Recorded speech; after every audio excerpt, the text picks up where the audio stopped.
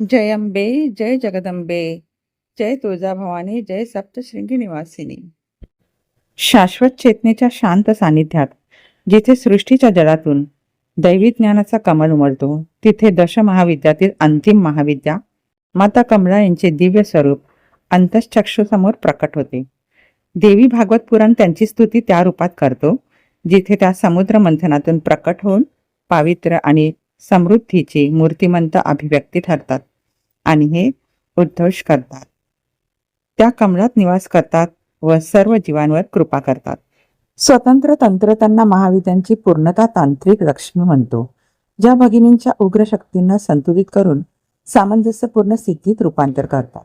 त्या स्मरण करून देतात की खरी संपत्ती धर्म व मोक्ष यांच्या संगमातूनच प्रवाहित होते. माता कमळेच्या प्रतीकांवर चिंतन करा. त्यांचे नावच कमलाचे आहे, जे आत्म्याच्या प्रवासाचे दर्पण आहे, जे सांसारिक बंधनातून वर उठून परमानंदाकडे नेते.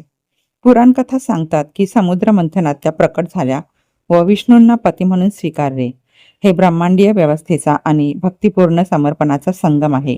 अशा रीतीने त्या साधकांना भौतिक वासनांवर मात करून आत्म्याला खरे धन म्हणून ओळखण्याची दिशा देतात. ओम कमलात्मिकाय नमः. जय मा दुर्गा, जय मा काली, जय मा सप्तशृंगी.